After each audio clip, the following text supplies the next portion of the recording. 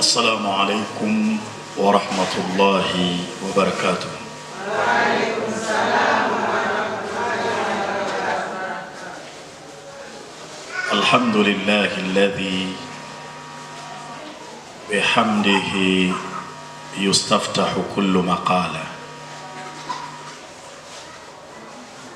وبذكره يصدر كل خطاب وبفضله يتنعم أهل الجزاء والثواب وباسمه يشفى كل داء وبه تكشف كل غمة وبلاء وإليه ترفع الأيدي بالتضرع والدعاء في الشدة والرخاء وهو السامع لجميع الأصوات على اختلاف اللغات فله الحمد على ما أسدى وأولى وله الشكر على ما أنعم وأعطى والصلاة والسلام على حبيبنا المصطفى ورسولنا المرتضى خاتم الأنبياء والمرسلين وعلى آله وأصحابه الكرام ومن تبعهم بإحسان إلى يوم الدين. أما بعد. Ndugu zangu, baada ya kumshukuru Mwenyezi Mungu Subhanahu wa Ta'ala na kumtakia rehma na amani kiongozi wa umma mtume wetu Muhammad pamoja na ahli zake na maswahaba wake wote kwa ujumla. Leo ni siku ya Jumamosi, ni siku ambayo kwa kawaida imeandaliwa kwa ajili ya dua ya ibtalu sihri, kwa ajili ya kubatilisha uchawi, wa tardu shayatin, na imeandaliwa kwa ajili ya kuwafukuza mashaitan, wa halul uqad, na kwa ajili ya kufundua mafundo ya kichawi, wa izalatul hasadi wal aini, na kwa ajili ya kuondosha hasadi pamoja na vijicho. Lakini pamoja na kuwa leo ni dua hiyo, lakini pia ni semina, tunaelekezana, tunajuzana mambo muhimu tukielekea katika jambo muhimu la dua ya tarehe 28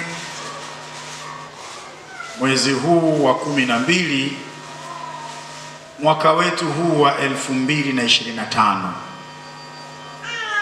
Dua ya tarehe 28 imepewa lakabu, imepewa nickname, inaitwa dua ya mafundo 12.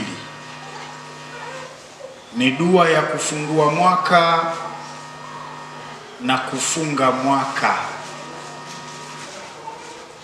Ndugu zangu, kama mnavyoona, serikali imejenga mahospitali makubwa yakiwemo mahospitali ya rufaa kwa ajili ya kushughulikia zile kesi kubwa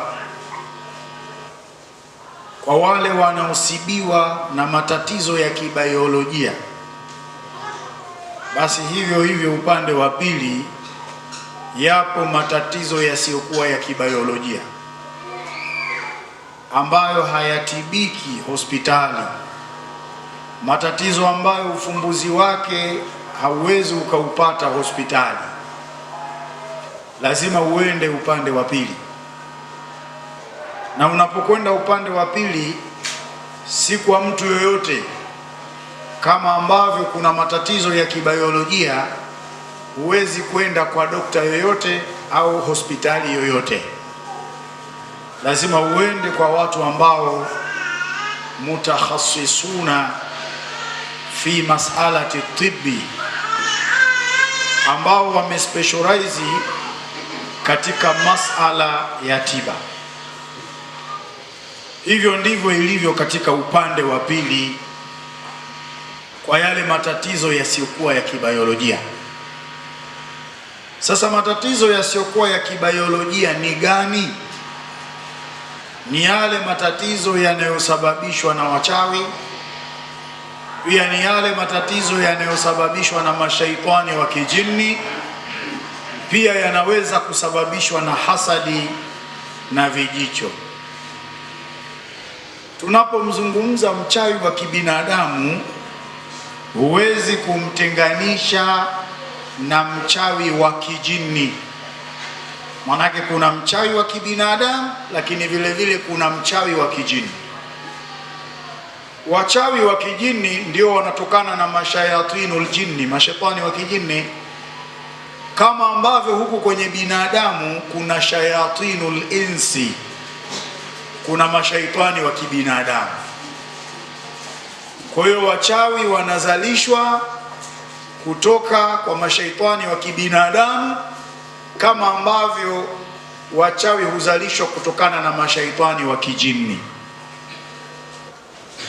Na viumbe wa aina mbili hawa huwa wanashirikiana.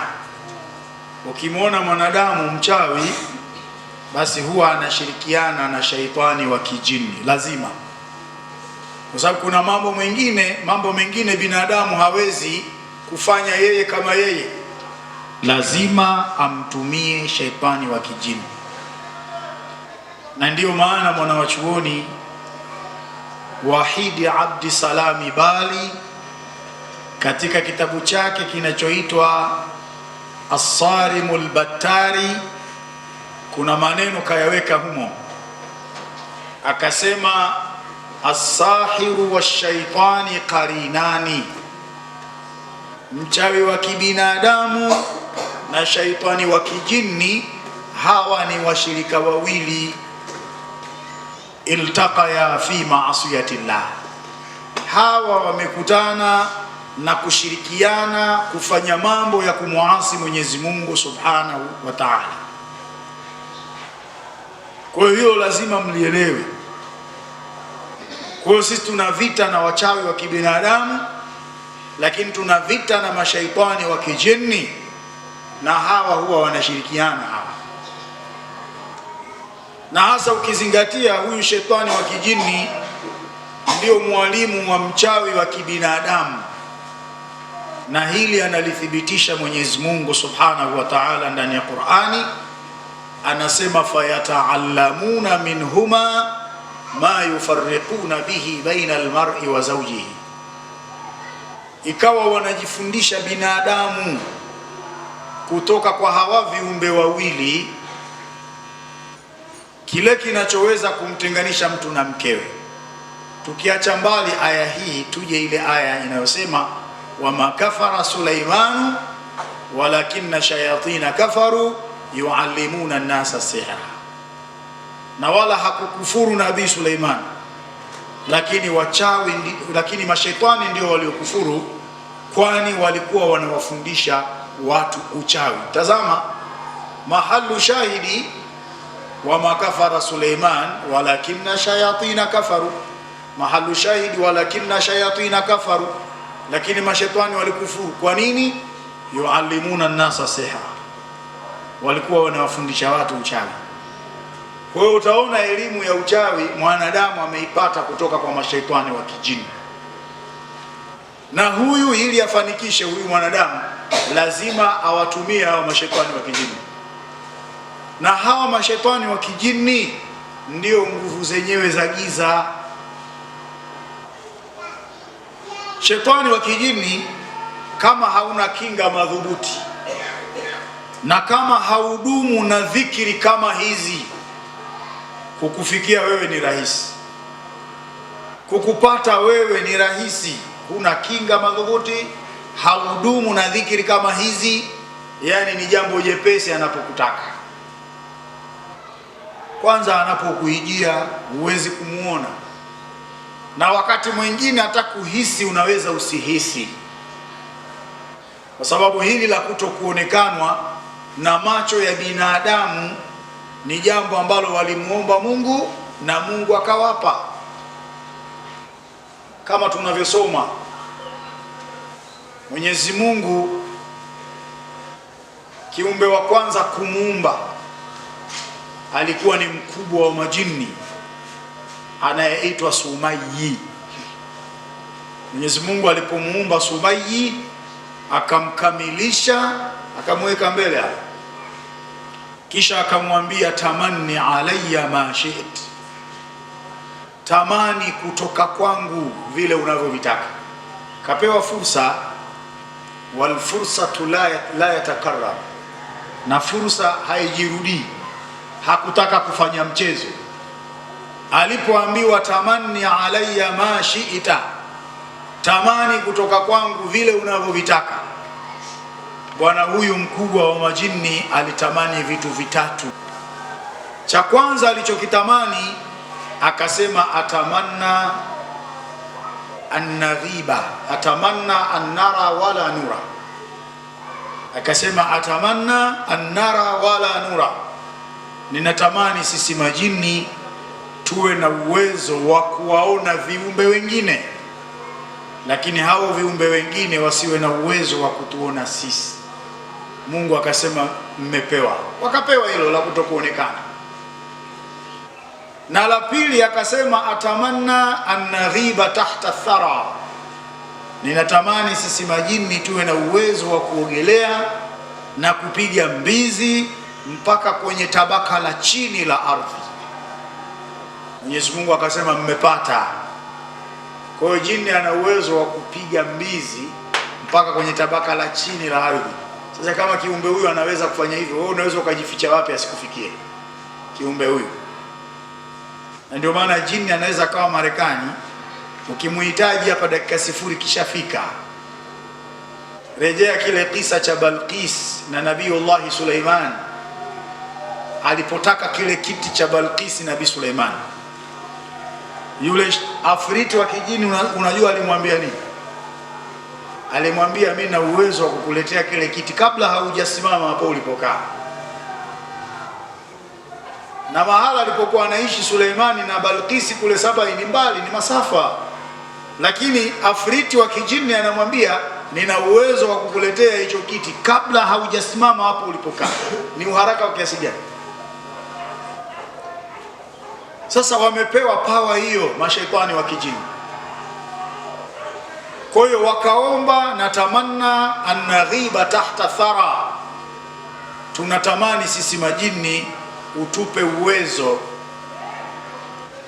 wa kuogelea mpaka kwenye tabaka la chini la ardhi. Mungu akamwambia mmepata nini?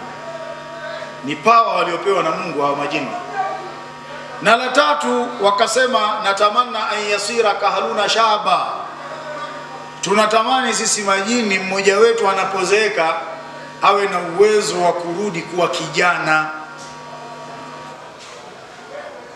Kuna baadhi ya wanawazuoni wanasema jini kijana ana miaka 1000. Jini kijana huyo ndo kijana huyo.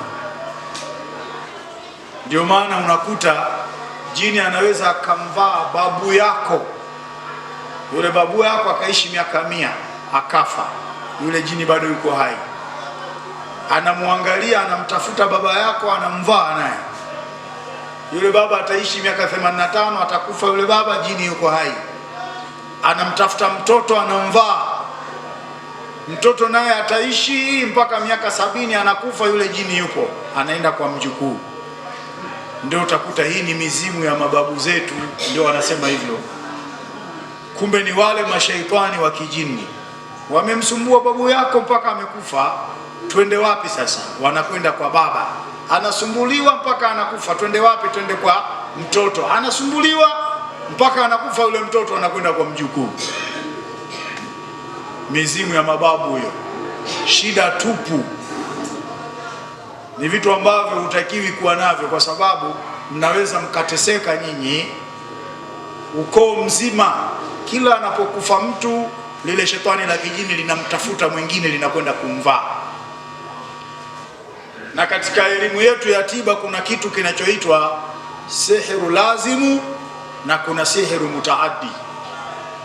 Kuna uchawi ambao ukirogwa unakuwa ni wa kwako tu, ukishakufa basi na mambo yote yameisha. Hii inaitwa sihiru lazim. Lakini kuna sihiru mutaaddi, kuna uchawi unaovuka. Harogwi mmoja tu kwenye familia, anarogwa babu, lakini ule uchawi umenuiziwa. Akifa babu uende kwa baba, akifa baba uende kwa mtoto, akifa mtoto ule uchawi uende kwa mjukuu. Basi utakwenda hivyo hivyo, je, familia yenu mtakuwa ni watu wa kuteseka. Na ndivyo ilivyo upande wa mashaitani wa kijini. Anatupiwa babu yako, anatupiwa babu yako, lakini kwa kunuizwa kwamba huyu asiishie kwa babu. Babu akifa, yule shetani wa kijini aende kwa baba, baba akifa aende kwa mtoto, mtoto akifa aende kwa mjukuu, hivyo hivyo. Hii inaitwa ni sihiru mutaaddi, ni tatizo linalovuka. Na ndivyo ilivyo hata kwenye maradhi. Hujawahi kuona watu wa familia moja wanaugua maradhi yenye kufanana? Ni uchawi unaovuka, tatizo linavuka. Unaweza ukapigwa nuksi, watu wa familia moja wakawa wana nuksi zinazofanana. Kama babu alisoma hakupata kazi, baba na yeye anaweza akasoma asipate kazi, mtoto atasoma asipate kazi, lakini pia hata mjukuu atasoma hapati kazi.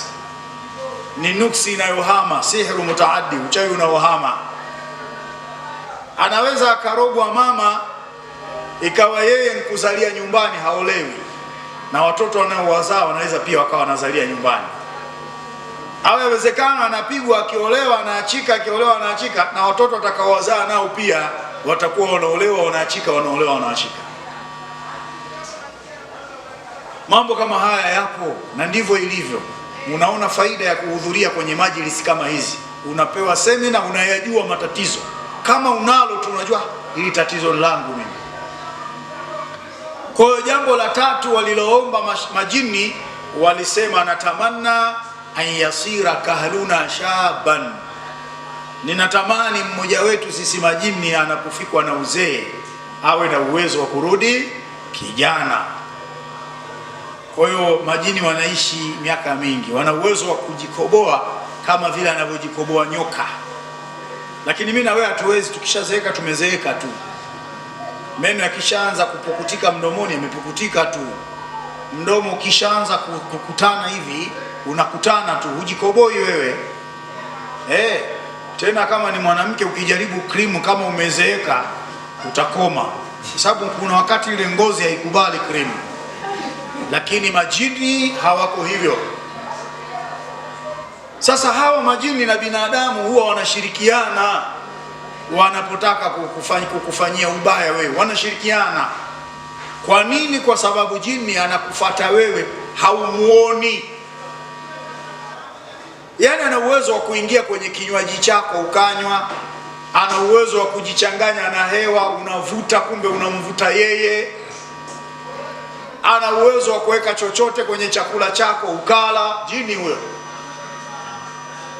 Aliwahi kuulizwa Sheikhul Islam Ibn Taymiyyah rahimahullah, Sheikh, tunataka utuambie kaifa ta'atil jinnu ala jasadil insani wa hum ajsam, majini wanawezaje kuingia katika miili ya binadamu na hali ya kuwa na wao wana miili?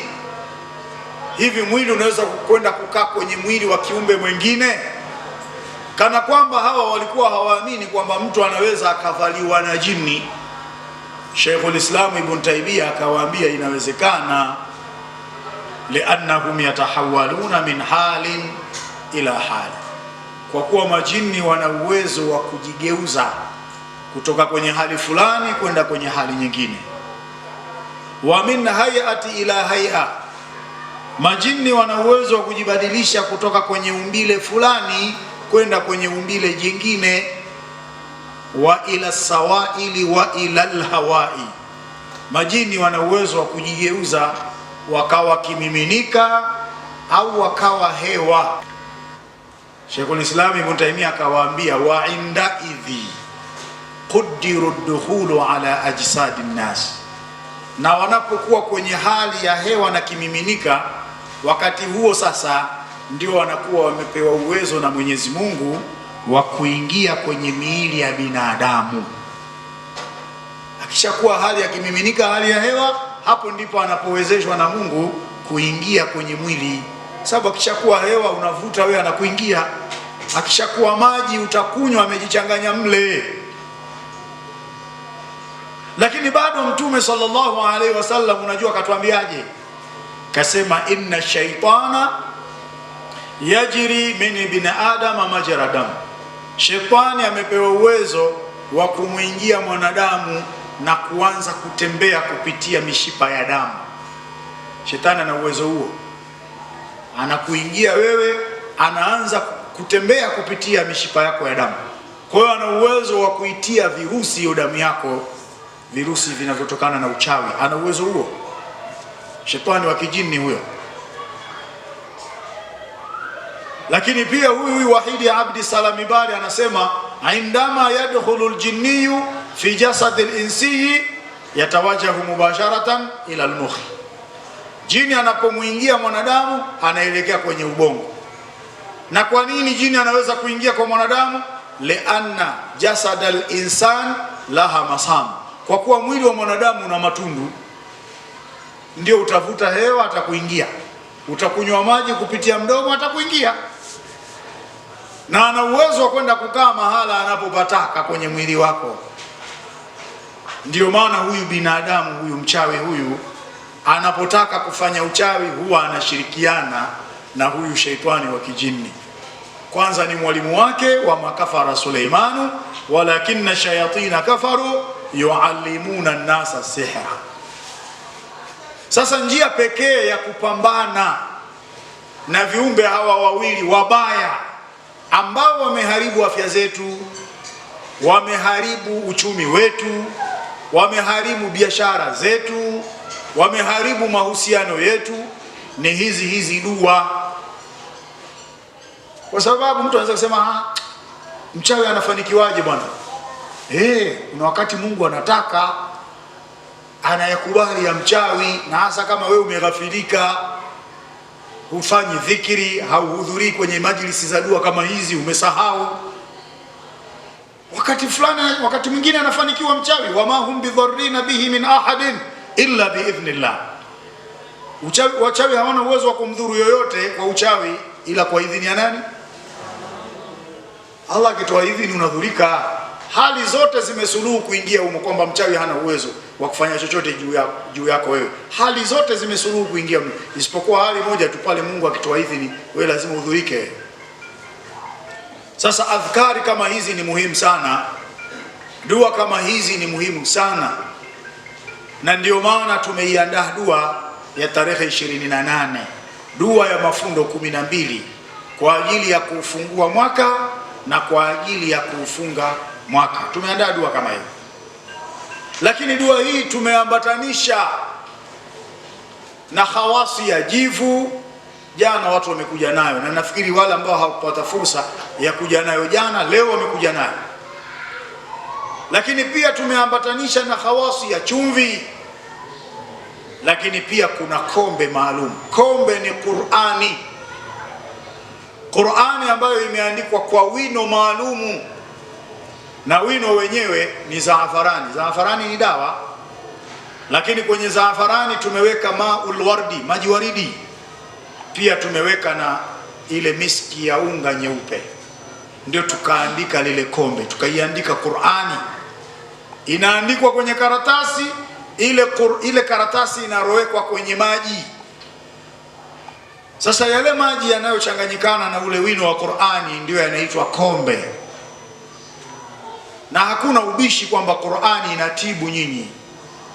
Sasa linapotolewa kombe kama hili, wewe ukafanya upuuzi, utashuhudia mafanikio kwa mwenzio, lakini wewe utabakia kuwa hivyo hivyo. Takupeni kisa kuonyesha ukubwa wa Qur'ani. namna inavyoweza kutatua changamoto za kimaradhi, changamoto za kimaisha, changamoto za kimahusiano. Qur'ani hii, Ibnul Qayyim al-Jawziyya rahimahullah, wakati anaishi kwenye mji wa Maka, aliwahi kuugua maradhi, kazunguka kutafuta waganga, hakupata, katafuta waalimu, hakupata, madaktari, hakupata, katumia aina nyingi za dawa, hazikumsaidia. Yeye mwenyewe yuhadithia, anasema laqad marra bi Makkah al-Mukarrama, mimi niliwahi kupitiwa na wakati nikiwa katika mji mtukufu wa Makka, saqimtu fihi, niliugua katika kipindi hicho mimi, falam ajid tabiban wala dawa, sikupata daktari wala dawa ya kunitibu. Sasa nikasema niumie na maradhi na Qur'ani ipo. Sema siwezi mimi kuumia na maradhi na hali ya kuwa Qur'ani ipo. Anasema fakuntu ualiju nafsi bilfatiha, nikawa najitibia mimi mwenyewe kwa kutumia surati al-Fatiha. Alikuwa anafanya nini? Anasema kuntu akhudhu shurbatan min ma'i, nilikuwa nachukua gau la maji, wa aqra'u alaiha mirara, yale maji nikawa nayasomea ile surati al-Fatiha kwa kurudia rudia, thumma ashrabu, hakisha nayanywa, fawajadtu bidhalika bur'atan, kwa kufanya hivyo nikapata ponyo lililotimia, nikapona maradhi. Wa kuntu asifu liman yashtaki alama, na kila aliyekuwa ananishtakia matatizo, sio maradhi tu, kila aliyokuwa ananishtakia matatizo, mimi nikawa namuelekeza atumie hiyo Qur'ani, surati al-Fatiha, na wengi walikuwa wanafanikiwa. Hii ndiyo Qur'ani. Unapotangaziwa kuna kombe limeandaliwa, ina maana ni Qur'ani imeandaliwa. Shifaa'un linnasi, Qur'ani ni ponyo kwa watu. Usione uvivu kuja na chupa yako kwa ajili ya kuchukua kombe. Mtoto kama anatufanyia fujo, sio kucheka, unaona raha kwa sababu gani? Unatoka naye nje, sasa unacheka, unaona raha manake nini? Kwa hiyo Qur'ani shifaa'un linnas, ni ponyo kwa watu hii Qur'ani. Sasa itumieni kama tutakavyokuelekezeni, na yote haya ndio maandalizi ya kuiendea tarehe 28 kwenye dua yetu ya kufunga mwaka na kufungua mwaka. Kwa nini tunaiita dua ya kufunga mwaka? Ndio siku ambayo tutamuomba Mwenyezi Mungu Subhanahu wa Ta'ala atufungie uadui wa mwaka 2025, uadui uliotawala kwetu sisi katika milango yetu ya afya, uliotawala kwenye milango yetu ya uchumi, biashara, mahusiano, kazi, ndoa na kadhalika. Anaombwa Allah Subhanahu wa Ta'ala, anabembelezwa ayafunge matatizo hayo, na Allah ana uwezo. Innama amruhu idha arada shay'an an yaqula lahu kun fayakun. Mwenyezi Mungu anapolitaka jambo huwa analiambia kuwa, na jambo hilo linakuwa mara moja. Allah ana uwezo huo. Tarehe 28 tunafanya kazi hiyo, tunafunga uadui. Ndio maana ni dua ya kufunga, lakini tunafungua uadui. Tunamuomba Allah Subhanahu wa Ta'ala atufungulie makufuli ya kichawi, makufuli yanayotokana na mashaitani wa kijini, makufuli yanayosababishwa na hasadi pamoja na vijicho. Atufungulie mafundo ya kichawi tuliofungwa, atufungue ili mwaka wa 2026 uwe ni mwaka wenye mafanikio kwetu sisi. Tufanikiwe kwenye afya zetu kwa wale wagonjwa, lakini tufanikiwe katika uchumi, tufanikiwe katika mabiashara, mahusiano, ndoa, kazi na kadhalika. Anaombwa Allah Subhanahu wa Ta'ala, anabembelezwa siku hiyo afungue mafanikio ya mwaka 2026. Na ndio maana dua hii ni dua ya kufunga na ni dua ya kufungua. tunafunga uadui, tunafungua mafanikio. Ni dua yenye milango 12 hii, kama ambavyo mwaka una miezi 12. Kwa kila mlango mmoja kana kwamba unahusika na mwezi mmoja katika miezi ya mwaka mzima, milango 12. Sasa kila mmoja anayetaka kushiriki katika dua hii tulimwambia afanye maandalizi, na maandalizi yenyewe tumgawie malighafi ya mchanga na kamba maalum. Na nilieleza kwamba mchanga unaweza ukatumika kujinusuru na uadui, ili halina ubishi. Kisa cha Mtume kuhama Maka kwenda Madina alitumia mchanga, kwenye vita vya Badri alitumia mchanga, kwenye vita vya Hunaini alitumia mchanga. Lakini anapokwenda mwenye tatizo, Mtume alikuwa anatema mate, kutemea kidole chake cha shahada, kisha anakigandamiza kwenye mchanga, kile kidole anakinyanyua. Akisha kinyanyua anasema bismillah, huku anampaka mwenye lile tatizo, sehemu yenye tatizo, anasema bismillah turbatu ardhina biriqati ba'dina yushfa saqimuna biidhni rabbina, kwa jina la Mwenyezi Mungu udongo wa ardhi yetu na mate ya mmoja wetu humponya mgonjwa wetu kwa idhini ya Mola wetu. Akifanya hivyo Mtume anatumia mate na mchanga. Ushirikina upo sehemu moja tu, wewe ukiamini kwamba yale mate na ule mchanga ndio unaokuponyesha, ndio ushirikina upo hapo. Lakini ukiamini kwamba huu mchanga na haya mate mimi nitafanikiwa kwa idhini yake Allah, hakuna ushirikina hapo. Na ndio maana Mtume akifanya hivyo. Kwa hiyo mchanga ni muhimu, na huu mchanga umekusanywa kwenye mihirabu 50. Kwa nini? Kwa sababu kule kwenye mihirabu ndio wanakoelekea Waislamu wanaposwali, ni qibla. Inna khaira almajalisi mastuqbila alqibla, mkao uliokuwa mzuri ni ule mkao ambao mtu kakaa hali ya kuwa ameelekea wapi? Kaelekea qibla. Na elimu ya tiba bwana, msingi wake ni utafiti na majaribio. Mchanga ule unafaa sana kuutumia kujinusuru dhidi ya uadui. Tunaugawa bure hapa, lakini unapewa kamba ambayo shuka yake ilikawa hawajapata, lakini hatukuwa tumepata fursa hiyo. Lakini leo tutagawa, tusemeni inshallah. Lakini ikiwa umepata, usichukue mara mbili, muachie yule mtu ambaye hajachukua. Na ukipewa huu mchanga na ukapewa ile kamba, unatakiwa uirudishe ule mchanga, uurudishe kwenye asili yake. Kuna mazinguo mengine lazima yarejeshwe kwenye asili. Na hapa nisikilizeni vizuri, maana kuna baadhi ya watu nikishamaliza semina ndio anakuja tena anauliza, Sheikh, mimi nashiriki vipi? Hapa mimi ndio namaliza hivi. Sasa kama wewe unasinzia, shauri yako. Ukishagawiwa ule mchanga, umegawiwa na ile kamba ile, unatakiwa uiweke kwenye kopo. Lile kopo lifunge vizuri, kamba imo humo na mchanga humo humo, funga vizuri. Kisha vile vitu vinarudishwa kwenye asili. Asili ya mwanadamu ni udongo. Mazinguo mengine lazima turudi kwenye asili. Minha khalaqnakum wa fiha nu'idukum wa minha nukhrijukum taratan ukhra, kutokana na ardhi tumekuumbeni, na kwenye hiyo ardhi tutakurudisheni, na kwenye hiyo ardhi tutakutoeni mara nyingine. Mchanga tumeuchukua mihrabuni ardhini, na utarudishwa kwenye ardhi na utatolewa ardhini. Unauweka kwenye shimo, unaufukia kwa muda wa siku ngapi? 7. Lakini kuanzia kesho kutwa zile 7 zitakuwa zinapungua. Sasa kwa wale waliochelewa kuja kuchukua, hawatoweka ardhini siku 7.